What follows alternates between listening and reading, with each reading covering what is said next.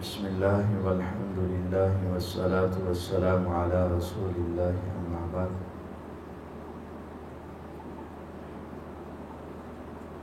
وعن انس رضی اللہ تعالی عنہ ان النبی صلی اللہ علیہ وسلم قال رصوا صفوفکم وقاربوا بینہا وحاذوا بالاعناق۔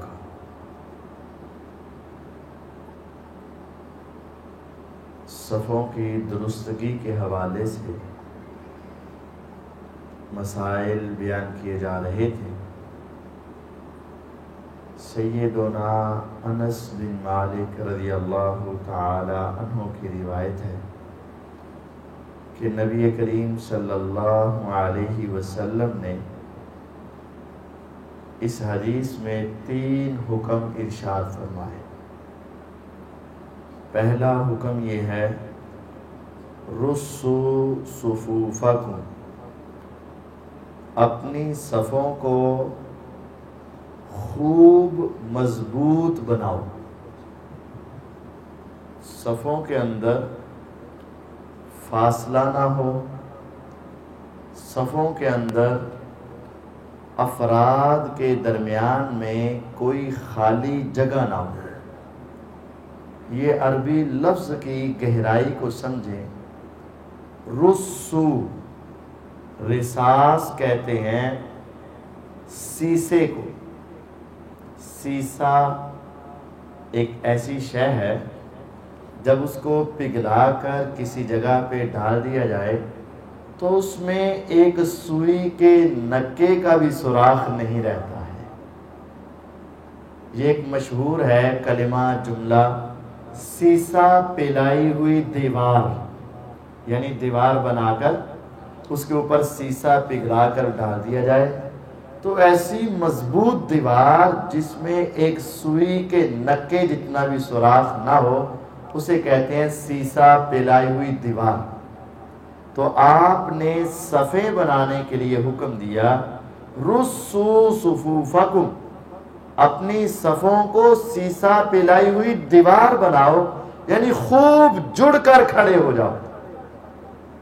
ایک دوسرے کے پاؤں کے درمیان فٹ کا فاصلہ، بلس کا فاصلہ، 6 انچ کا فاصلہ کھڑا کر کے کھڑے ہونا، یہ پیغمبر علیہ السلام کی سنت کے مطابق صف نہیں ہے۔ سنت کے مطابق صف یہ ہے کہ آپ کے اور دوسرے کے پاؤں قدم بالکل اس طرح ملے ہوں کہ درمیان میں تھوڑا سا بھی خلال باقی نہ ہو۔ ہمارے کچھ دوست تو ویسے ہی اتنے فاصلے پہ کھڑے ہوتے ہیں، کوئی اتنے فاصلے پہ کھڑے ہوتے ہیں، اور کچھ لوگ پاؤں ملاتے ہیں لیکن ایسے کہ صرف چھوٹی انگلیاں ملتی ہیں اور پیچھے سے ایڑیاں اس طرح دور رہتی ہیں، یہ پاؤں ملائے جاتے ہیں۔ یہ غلط ہے۔ رصوا صفوفکم، اپنی صفوں کو خوب ملاؤ، پاؤں پورے ملاؤ اور خوب ملاؤ، لیکن پاؤں پر پاؤں چڑھانا نہیں ہے، یہ بات یاد ہے۔ ملانا ضرور ہے لیکن چڑھانا نہیں۔ دوسرا حکم یہ ہے وقاربوا بینہا، اور صفیں قریب بناؤ۔ یہ نہیں ہے ایک صف یہ تو بنا لی اور سارے مل کر کھڑے ہو گئے، پھر پیچھے جا کر ایک صف بنا لی، پھر اس سے پیچھے جا کر ایک صف بنا لی، نہیں، ایک صف کے بعد جتنی ضرورت ہے اتنا فاصلہ رکھیں، 4 فٹ 4.5 فٹ کا فاصلہ، اور دوسری صف بنا لی جائے، پھر اتنا تھوڑا سا فاصلہ، پھر تیسری صف بنا لی جائے۔ مثال کے طور پر اگر کوئی شخص ایسا کرے کہ ایک صف یہاں بنا لی اور 3 صفیں چھوڑ کر ایک اور صف بنا لی اور 3 صفیں چھوڑ کر ایک اور صف بنا لی تو یہ درست نہیں ہوگا کہ بلا وجہ صفوں کا درمیانی فاصلہ زائد نہیں ہونا چاہیے۔ وقاربوا بینہا، صفیں ایک دوسرے کے قریب ہوں۔ اب صفیں بھی قریب ہو گئیں اور پاؤں بھی مل گئے تو تیسرا حکم یہ ہے وحاذو بالاعناق، اور گردنیں بھی برابر کر لو۔ پاؤں نیچے سے برابر کرنے ہیں، اور پاؤں کو برابر کرنے کا طریقہ یہ ہے کہ پیچھے سے ایڑیاں ملائی جائیں۔ کسی کا پاؤں بڑا ہوگا، کسی کا پاؤں چھوٹا ہوگا۔ اگر آپ آگے سے پاؤں پورا ملانے کی کوشش کریں گے تو پیچھے سے صف جو ہے وہ زگ زیگ بن جائے گا، لیکن اگر آپ پیچھے سے پاؤں برابر کریں گے تو آپ کی صف بالکل سیدھی ہو جائے گی اور صف کے اندر کوئی نقص اور کمی واقع نہیں ہوگی۔ پیچھے سے اپنے ایڑیاں برابر کی، آگے سے گردنیں برابر کر لو۔ یعنی بعض لوگ ایسے آگے کی طرف جھکے ہوتے ہیں، ہاتھ تو باندھے ہوتے ہیں لیکن ایسے جھکے ہوتے ہیں، اور بعض اس طرح اکڑ کے کھڑے ہوتے ہیں، ان کی گردن جو ہے پیچھے جاتی ہے، اور بعض بہت ہی ایسے جھکے ہوتے ہیں۔ فرمایا دونوں غلط۔ وحاذو بالاعناق، گردنیں بھی برابر کرو، نگاہ تو نیچے رہے لیکن یہ جسم کے ساتھ آگے جھکنا یہ درست نہیں ہے، اور جسم اکڑا کر گردن کو پیچھے لے جانا یہ بھی مناسب نہیں ہے۔ وحاذو بالاعناق، سب کی گردنیں بھی کیا ہوں؟ برابر ہوں۔ یہ صف بندی کا طریقہ رسول اکرم صلی اللہ علیہ وسلم نے سمجھایا ہے۔ یہ حدیث ابو داود میں موجود ہے 667 نمبر۔ وعن ابی ہریرہ رضی اللہ تعالی عنہ قال، سیدنا ابو ہریرہ رضی اللہ تعالی عنہ کا ارشاد گرامی ہے کہ قال رسول اللہ صلی اللہ علیہ وسلم، کہ رسول اللہ صلی اللہ علیہ وسلم کا فرمان ذی شان ہے، خیر صفوف الرجال اولها وشرها آخرها، مردوں کی صفوں میں سب سے زیادہ ثواب اور سب سے بہترین صف پہلی صف ہے، اور مردوں کی صفوں میں سب سے کم ثواب اور سب سے لو درجے کی صف، سب سے کم درجے کی صف جو ہے آخرها، وہ آخری صف ہے۔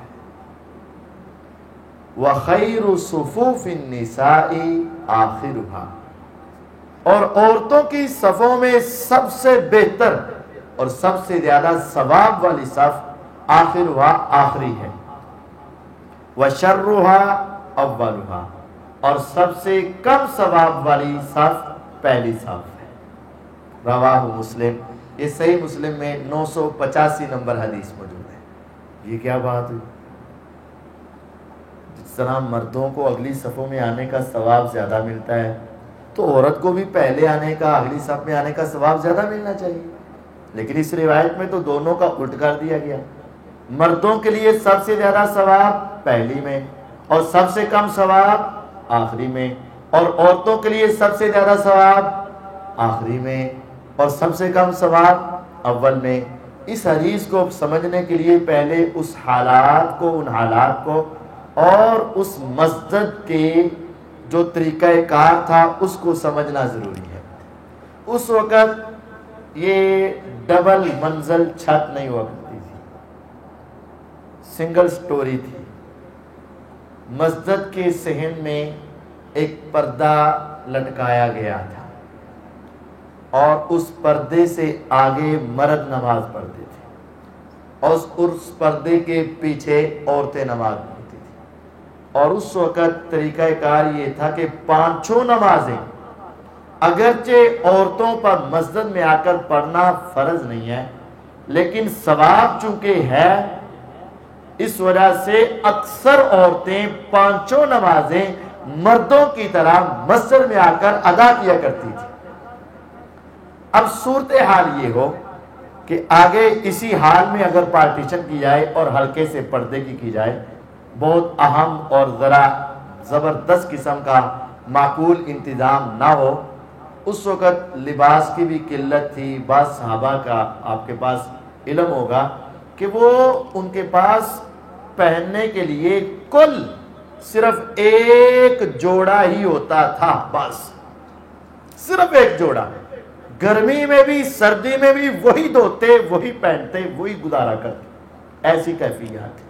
اور صحابہ کہتے ہیں ہم زمین پر، یہ تو قلین بچھے ہیں نا، چٹائیاں تو دور کی بات ہے، زمین پہ کپڑا بچھانے کے لیے بھی ہمارے پاس یعنی جائے نماز بھی نہیں ہوا کرتا تھا، اور وہ زمین پر، مٹی پر اور پتھروں پر سجدہ کیا کرتے تھے۔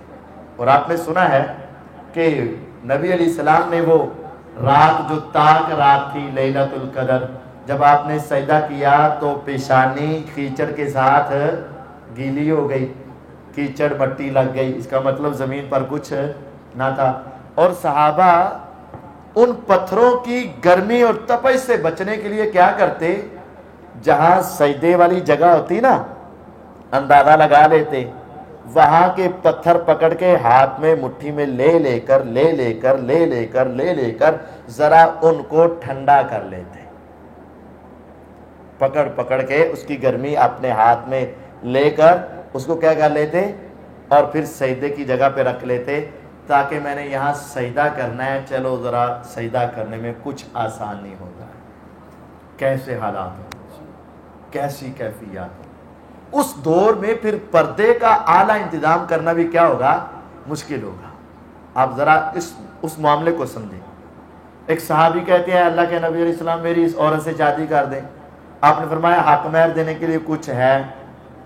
اس نے کہا یہ ایک میرے پاس تہبند ہے، یہ میں آدھی اس کو دے دوں گا، آدھی اپنے لیے رکھ لوں گا۔ آپ نے فرمایا تیرے پاس تو پوری قمیض بھی نہیں، صرف تہبند ہے، آدھا اس کو دے گا تو وہ تو تیرے سطر کا معاملہ بھی صحیح نہ رہے گا، یہ تیرا حق مہر نہیں بن سکتا۔ غور کیجئے کہ اس کے پاس قمیض بھی نہ تھی۔ گھر میں ہمارے 12 جوڑے ہوتے ہیں اور زبان نہ شکری کے کلمات ہر وقت بک رہی ہوتی ہے کہ ہمارے لیے ہے ہی کیا، ہمارے لیے ہے ہی کیا، ہمارے لیے ہے ہی کیا۔ ان حالات میں اس وقت کیفیت یہ تھی کہ پردے کا بہت اعلیٰ انتظام نہ تھا، جتنا ہو سکا انہوں نے کیا۔ اب اگلی صفحے مسلمان مردوں کی ہیں اور پیچھے صفحے کن کی ہیں؟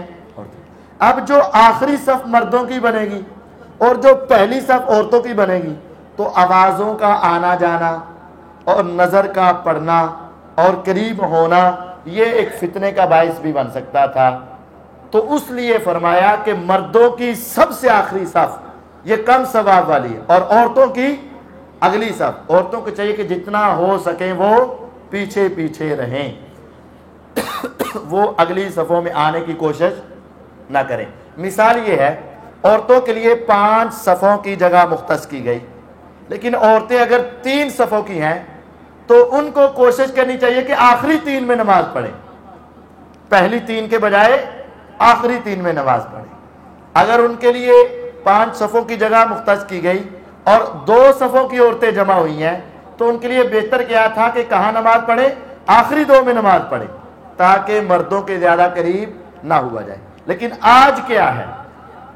آج چونکہ یہ پورشن ہی الگ ہو جاتا ہے، اس لیے آج یہ حکم نہیں ہے، آج یہ مسئلہ نہیں، کیونکہ پیچھے جو ریزن ہے، جو سبب ہے، جو علت ہے، جو وجہ ہے، وہ وجہ آج ختم ہے۔ آج جو پہلے آئیں گے اور کوشش کر کے آگے پہنچیں گے ان کو اجر و ثواب زیادہ ملے گا۔ اور آپ جانتے ہیں کہ مدینہ میں اکثر تو مسلمان صحابہ ہی تھے، لیکن کچھ منافق قسم کے لوگ بھی موجود تھے۔ اب منافقین کی صورتحال یہ ہوتی تھی کہ وہ پچھلی صفوں میں رہنا پسند کرتے تھے، پچھلی صفوں۔ تو اس وجہ سے فرمایا گیا خیر صفوف الرجال اولھا، مردوں کی سب سے بہترین صف اور ثواب والی صف کون سی ہے؟ پہلی۔ اس وجہ سے ہمیں ہر ممکن کوشش کر کے پہلی صف میں آنا چاہیے۔ میں نے اپنے بعض دوستوں کو، آپ نے بھی دیکھا ہوگا، پہلی صف میں جگہ موجود ہے اور پھر وہ پیچھے پنکھا دیکھ کر بیٹھ جاتے ہیں، اے سی دیکھ کر پچھلی صف میں بیٹھ جاتے ہیں۔ کیوں؟ تھوڑی سی ٹھنڈک کے لیے بڑے ثواب کو چھوڑ بیٹھتے، اس کی اہمیت کا علم نہیں ہوتا، اندازہ ہی نہیں ہوتا کہ اس کی اہمیت کیا۔ آپ نے فرمایا سب سے بہترین صف مردوں کی پہلی ہے اور سب سے کم ثواب والی صف آخری ہے، اور عورتوں کی سب سے کم ثواب والی صف پہلی ہے اور سب سے زیادہ ثواب والی صف آخری ہے۔ لیکن اب معاملہ جب یہ پورشن الگ ہو جائیں اور نظر آنا، آوازوں کا آنا بند ہو جائے، پھر اس کے لیے دونوں ہی کیا ہو جائیں گے؟ برابر ہو جائیں گے۔ اب اگلی روایت میں یہ ہے کہ اگر دو شخص نماز پڑھانا جماعت کروانا چاہیں تو وہ کیسے کھڑے ہوں گے؟ وعن ابن عباس رضی اللہ تعالی عنہما قال صلیت مع رسول اللہ صلی اللہ علیہ وسلم ذات لیلہ۔ عبداللہ بن عباس رضی اللہ تعالی عنہ فرماتے ہیں کہ میں نے اللہ کے رسول صلی اللہ علیہ وسلم کے ساتھ ایک روز نماز پڑھی، فقمت عن یساری، میں آپ کی بائیں جانب کھڑا ہو گیا، لیفٹ سائڈ پہ کھڑا ہو گیا۔ فاخذ رسول اللہ صلی اللہ علیہ وسلم براسی من ورائی، رسول اللہ صلی اللہ علیہ وسلم نے میرے سر سے مجھے پکڑا اور پیچھے سے ایسے گھمایا، فجعلنی عن یمینی، آپ نے مجھے میری دائیں جانب لا کر کھڑا کر دیا۔ متفق علیہ، یہ حدیث صحیح بخاری اور صحیح مسلم میں موجود ہے۔ مسئلہ یہ ثابت ہوا کہ اگر دو آدمی جماعت کروا رہے ہوں تو مقتدی کدھر کھڑا ہوگا؟ دائیں جانب کھڑا ہوگا، رائٹ سائڈ پہ کھڑا ہوگا۔ لیکن یہاں یہ بات ہے کہ حضور نے نماز شروع کرتے وقت ان کو کیوں نہیں سمجھایا کہ ادھر آ کے کھڑا ہو؟ انہوں نے اقامت بھی تو کہی ہوگی، ذہن میں سوال آتا ہے نا، اقامت کہی ہوگی تو آپ شروع میں ان کو کھڑا کر دیتے۔ نہیں، ایسا نہیں ہے، تفصیلی روایت صحیح بخاری میں ہے۔ ہوا یہ تھا کہ عبداللہ ابن عباس رضی اللہ تعالیٰ عنہ نے ایک پلان بنایا، پلاننگ کی کہ میں آج نبی علیہ السلام کی رات کی نماز چیک کروں گا، آپ کیسے پڑھتے ہیں،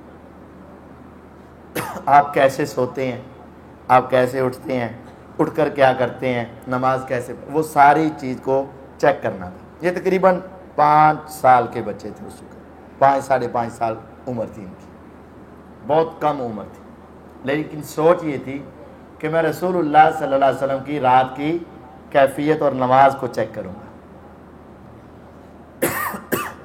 ان کی خالہ سیدہ میمونہ رضی اللہ تعالی عنہ، عبداللہ بن عباس رضی اللہ عنہ کی خالہ میمونہ رضی اللہ عنہ نبی علیہ السلام کی بیوی تھی، تو یہ اپنی خالہ کے گھر میں مہمان چلے گئے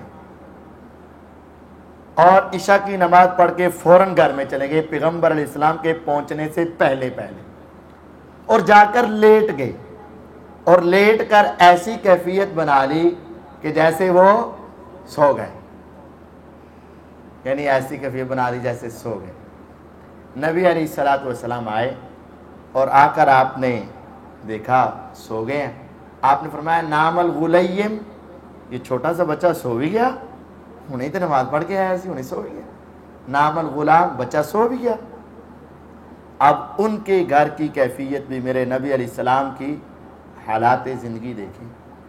آپ کے گھر میں سونے کے لیے ایک تکیہ تھا، دوسرا تکیہ گھر میں موجود نہیں تھا۔ ہمارے گھروں میں کتنے؟ صرف ایک تکیہ تھا اور دوسرا تکیہ نہ تھا۔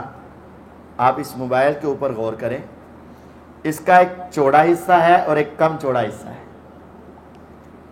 حضور علیہ الصلوۃ والسلام نے اس طرف حضرت عبداللہ بن عباس کو لٹا دیا اور ادھر آپ اور آپ کی زوجہ محترمہ لیٹ گئے، یعنی ایک ہی تکیے پہ تینوں لیٹ گئے۔ اس وقت ان کے حالات واقعات کیسے تھے؟ ایک طرف چھوٹے بچے کو سلا دیا اور پھر نبی علیہ السلام لیٹ گئے اور آپ کی زوجہ محترمہ جو حضرت عبداللہ بن عباس کی خالہ تھی وہ سو گئے۔ عبداللہ فرماتے ہیں میں سویا نہیں تھا، میں باتیں سن رہا تھا۔ نبی علیہ الصلوۃ والسلام پھر رات کو اٹھے، آپ نے وضو فرمایا، مسواک کی اور آپ مصلی پر کھڑے ہوئے، نماز شروع کر دی۔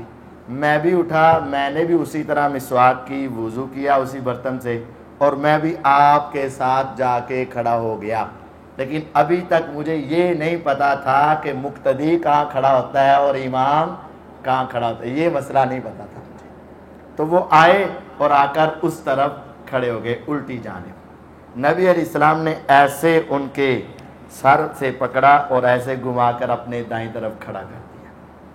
اس سے ایک بات تو یہ واضح ہے کہ صحابہ نے اپنی اولاد کی تربیت جس قدر عظیم کی تھی کہ وہ نبی علیہ السلام کی سیرت کو تلاش کرنے کے لیے ہر وقت سوچ میں رہتے تھے۔ اور نبی علیہ الصلوۃ والسلام کی محبت ان کی دل و جان کے اندر رگ رگ میں رکھ دی گئی تھی۔ اور دوسری بات یہ واضح ہے کہ نبی علیہ السلام کو بھی بچوں سے بڑا پیار تھا، آپ ان کے ساتھ شفقت کریں۔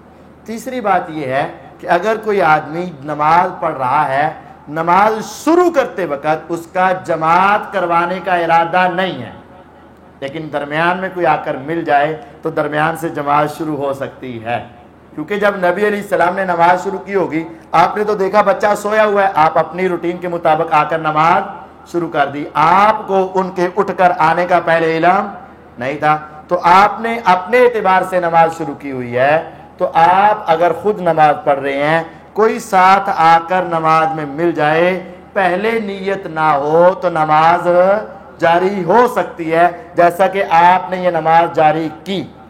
اس سے یہ بات بھی سمجھ آتی ہے کہ نماز کے اندر اگر آپ کے ساتھ والا نمازی کوئی ایسی بڑی غلطی کر رہا ہے جو نماز کے منافی ہے، تو دوران نماز اس کی اصلاح بھی کی جا سکتی ہے، چونکہ یہ بہت بڑی غلطی تھی کہ وہ بائیں جانب آ کر کھڑے ہو گئے، آپ نے نماز کے دوران ان کو پکڑ کر دائیں جانب کھڑا کر دیا۔ یہاں سے ان لوگوں کی بات بھی کاٹی جاتی ہے جو کہتے ہیں کہ بھئی جڑا کھبے پیر دا یا پتہ نہیں سجے پیر دا، بہرحال ایک کہتے ہیں انگوٹھا ساری نماز سے نہیں لانا، سجے پیر دا کھبے دا، سجے دا، یہ مشہور ہے۔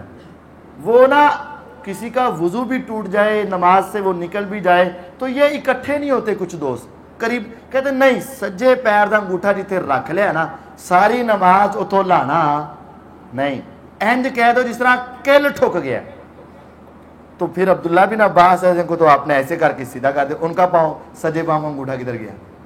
تو یہ بات کہ بھائی ہلنا بالکل نہیں، نماز کی درستگی کے لیے، نماز کے صحیح کرنے کے لیے اگر کچھ کام کرنا پڑے تو نماز میں یہ جائز ہے، درست ہے۔ نبی علیہ السلام کا ان کو پکڑ کر دائیں کرنا اور ان کا دائیں ہونا اور آپ کے پیچھے سے گھوم کر آنا، یہ اس بات کی دلیل ہے کہ نماز کی درستگی کے لیے نماز میں کچھ نہ کچھ عمل کیا جا سکتا ہے۔ یہ صحیح بخاری میں حدیث ہے اور صحیح مسلم کے اندر حدیث موجود ہے، اس میں کوئی ڈاؤٹ نہیں۔ بہرحال جو ہمارا صف بندی کے اعتبار سے مسئلہ ہے کہ 2 بندے جماعت کروا سکتے ہیں، جب جماعت کروائیں گے تو مقتدی دائیں جانب ہوگا، رائٹ سائڈ پہ ہوگا، اور امام بائیں جانب لیفٹ سائڈ پہ ہوگا، اور یہ دونوں نماز کروا لیں گے۔ اچھا یہاں بھی بعض لوگ کہتے ہیں برابر نہیں کھڑے ہوں گے، ذرا پیچھے ہو کے کھڑا ہوئے گا، 3-4 انچ ذرا پیچھے ہو کے کھڑا ہوگا، کیوں؟ تاکہ پتہ چل جائے اے مقتدی ہے۔ بھئی جب یہ مسئلے کا علم ہوگا نا پھر آگے پیچھے کھڑا کرنے کی ضرورت ہے، کیونکہ ہر ایک کو پتہ ہوگا مقتدی کدھر ہوتا ہے، دائیں جانب پہ مقتدی ہوتا ہے۔ جب مسئلے کا پتہ ہوگا تو آگے پیچھے کھڑا کرنے کی ضرورت نہیں ہے، برابر کھڑا کرنا ہے، اور مقتدی دائیں جانب ہوگا اور امام بائیں جانب ہوگا۔ اب سوال یہ ہے کہ اگر ایک مرد ہے اور ایک عورت ہے، کیا یہ جماعت کروا سکتے ہیں کہ نہیں؟ اگر کروائیں گے تو کیسے؟ دوسرا سوال یہ ہے ایک مرد ہے اور 2 بچے ہیں، چھوٹے بچے، اور ایک عورت ہے، اب یہ جماعت کیسے کروائیں گے؟ یہ حدیث میں وضاحت ہے۔ وعن انس رضی اللہ تعالی عنہ قال، انس رضی اللہ عنہ فرماتے ہیں صلی رسول اللہ صلی اللہ علیہ وسلم، اللہ کے رسول صلی اللہ علیہ وسلم نے نماز پڑھائی، فقمت عن انا ویتیم خلفہ، میں اور ایک اور لڑکا چھوٹا بچہ آپ کے پیچھے کھڑے ہو گئے، وَأُمُّ سُلَيْمٍ خَلْفَنَا، اور میری والدہ ام سلیم ہمارے پیچھے کھڑی ہو گئی۔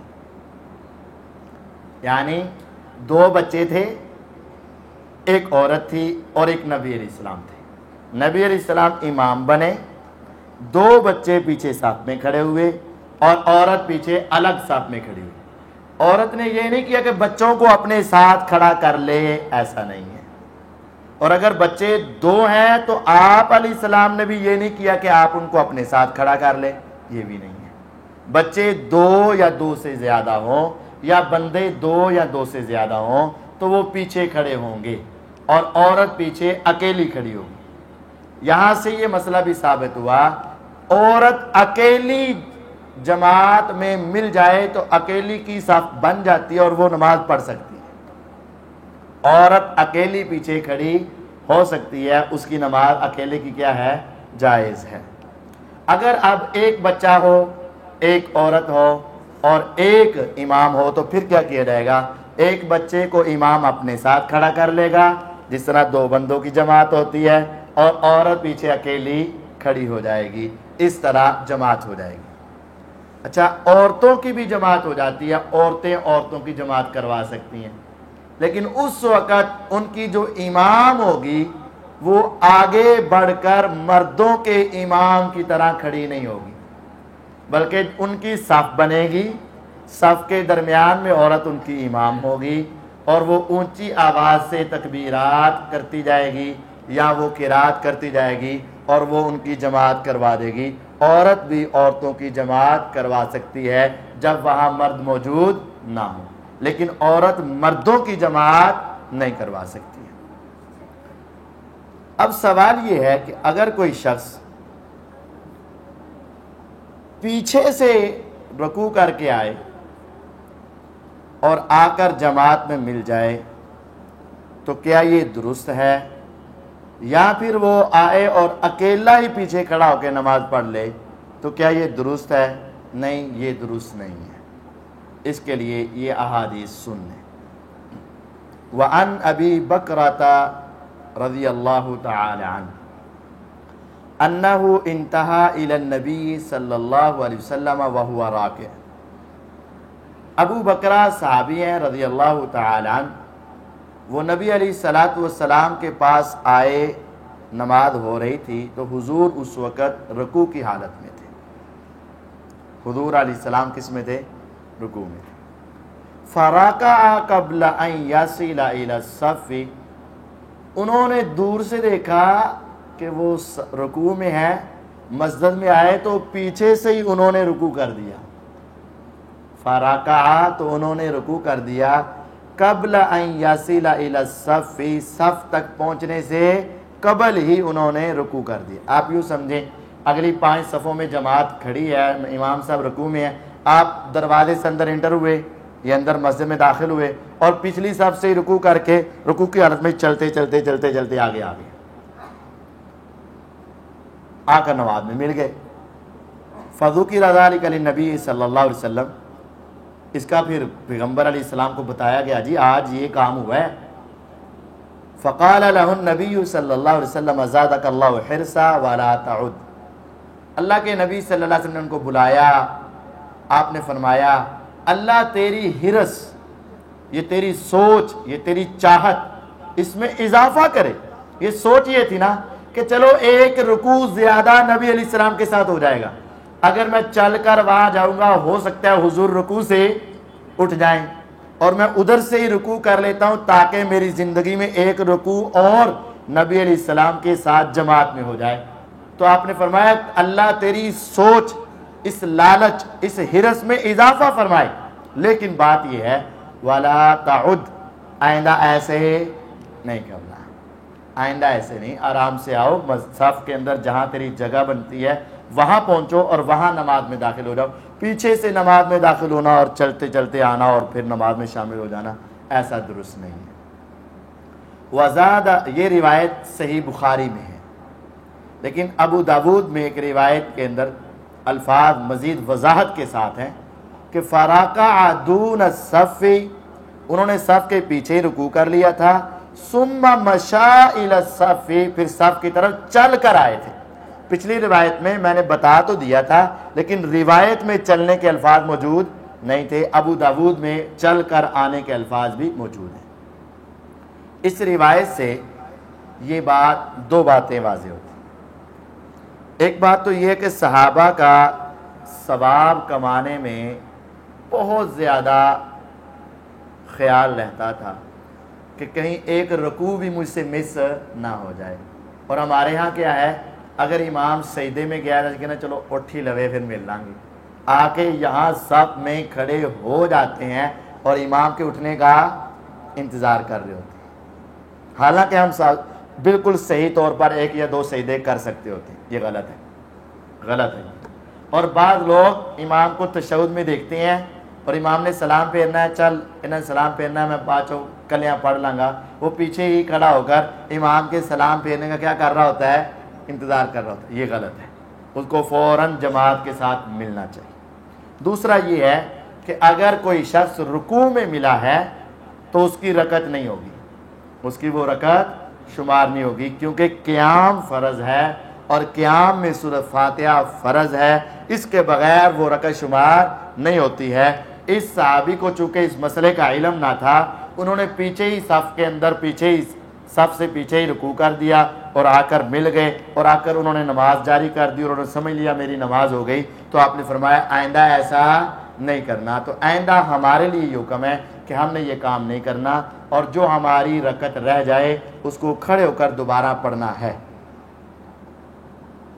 اب اگلا مسئلہ یہ ہے کہ اگر پہلی صفوں میں سارے آدمی پورے ہو گئے اور آپ بعد میں آئے، اب آپ اکیلے ہیں، آپ اکیلے پچھلی صف میں کھڑے ہوں گے یا آگے سے کوئی بندہ کھینچیں گے؟ اگر آپ آگے سے کوئی بندہ کھینچیں گے تو اس خالی جگہ کو پر کون کرے گا؟ اور اگر آپ پیچھے اکیلے کھڑے ہو جاتے ہیں تو کیا آپ کی نماز ہو جائے گی؟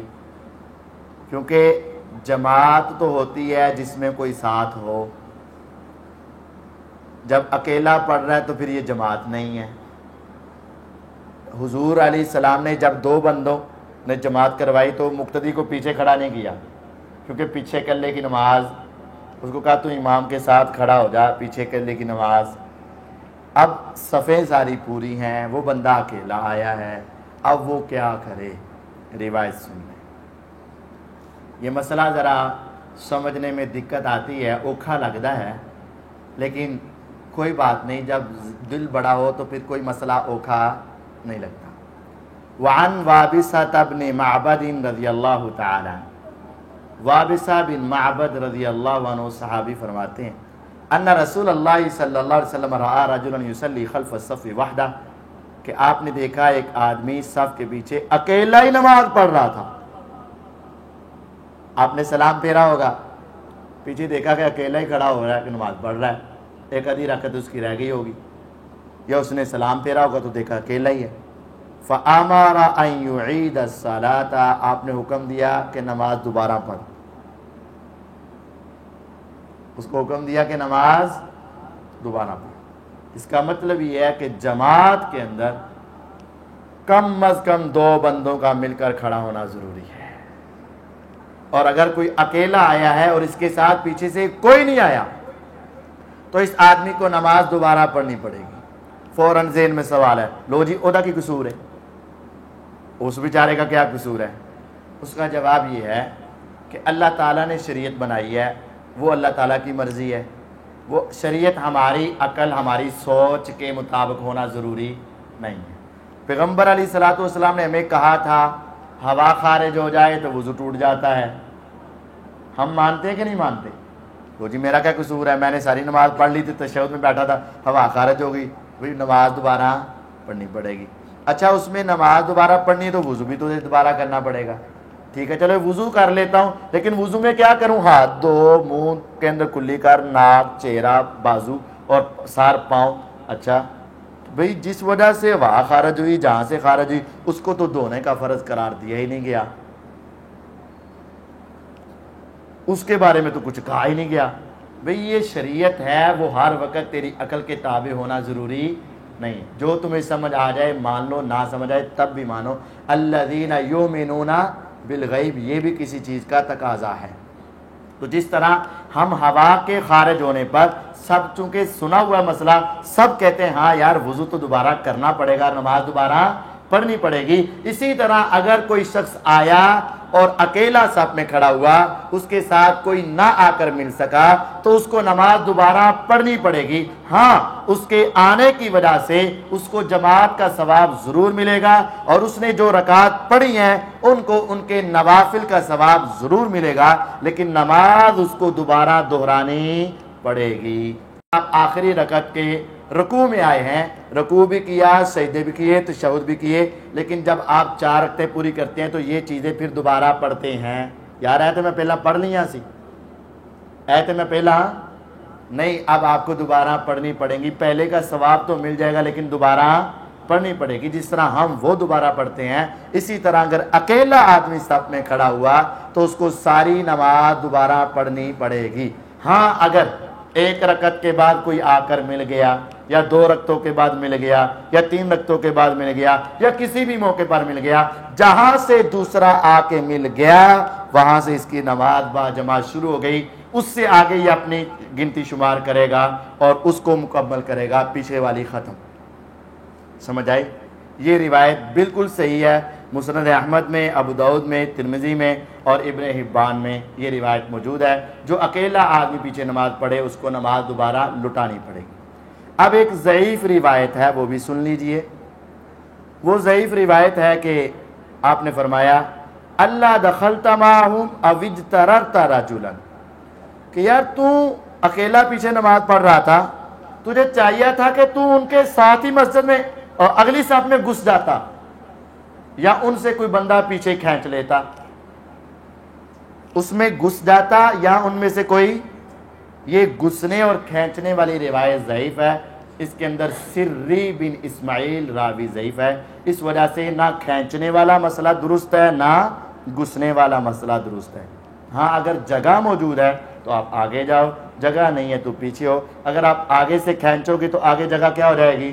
خالی۔ تو جب خالی جگہ ہو تو پیچھے صف بنانا درست نہیں ہے، خالی جگہ کے اندر پیچھے صف بنانا ہی درست نہیں ہے۔ اس وجہ سے یہ ہمیں اسی طرح نماز پڑھنی پڑے گی۔ اب بعض لوگوں کو آپ نے دیکھا ہوگا، اس مسجد کے اندر بھی ہے، جب امام نا قرات کر رہا ہوتا ہے نا، یا امام نے شروع کری قل هو اللہ احد، وہ ٹوٹیوں کی جگہ پر تب قل هو اللہ احد شروع ہو گئی، انہیں کیا میرے جاندے امام صاحب نے ختم، پھر وہ وضو کر کے کیا کرتے ہیں؟ دوڑتے ہیں، بھاگتے ہیں، تاکہ جلدی جلدی میں جا کے پہنچ جاؤں، رکعت مل جائے۔ یہ غلط ہے، غلط ہے۔ وعن ابی ہریرہ رضی اللہ تعالی عنہ عن النبی صلی اللہ علیہ وسلم قال اذا سمعتم الاقامۃ فامشوا الی الصلاۃ، جب تم اقامت بھی سن رہے ہو تو پھر بھی نماز کے لیے چل کر جانا ہے، دوڑ کر نہیں جانا۔ وعلیکم السکینۃ والوقار، اور سکون اور اطمینان کو تم لازم پکڑو، سکون اور اطمینان کو چھوڑنا نہیں۔ تمہارے اوپر سکون ہو، اطمینان ہو، بڑے اطمینان کے ساتھ جاؤ، کوئی ضرورت نہیں تیز چلنے کی، کوئی ضرورت نہیں دوڑنے کی، کوئی ضرورت نہیں بھاگنے کی۔ کیا ہوگا؟ وَلَا تُسْرِعُوا، دوڑنا نہیں۔ فَمَا أَدْرَكْتُمْ فَصَلُّوا، جتنی مل جائے گی جماعت سے وہ پڑھ لینا، وَمَا فَاتَكُمْ فَاتِمُّوا، جو رہ جائے گی بعد میں پڑھ لینا۔ اور دوسری روایت میں ہے کہ جو شخص جماعت کی نیت کر کے گھر سے نکلتا ہے، اللہ اس کی نیت پر ہی اس کو جماعت کا ثواب دے دیتے ہیں۔ اگر وہ مسجد میں پہنچا اور جماعت بالکل ختم ہو گئی تب بھی اس کو اس نیت کا ثواب مل جائے گا۔ مثال یوں سمجھے، آپ کے ذہن میں تھا کہ 9 بجے جماعت ہوتی ہے عشاء کی، لیکن کل ٹائم بدل گیا تھا، مثال دے رہا ہوں کہ 8:45 ہو گئی، آپ 9 بجے کے اعتبار سے آئے اور آتے نماز ختم ہو گئی، ملی نہیں، آپ کو ثواب مل جائے گا، جماعت کا ثواب۔ جو بندہ گھر سے جماعت کی نیت لے کر نکلتا ہے تو اس کو ثواب مل جاتا ہے۔ اس وجہ سے ہمیں تیز دوڑنے یا تیز چلنے کے بجائے آرام سے، سکون اور اطمینان سے آنا چاہیے۔ اللہ تعالیٰ ہمیں سمجھنے اور اپنی اصلاح کرنے کی توفیق عطا فرمائے۔ وآخر دعوانا الحمدللہ۔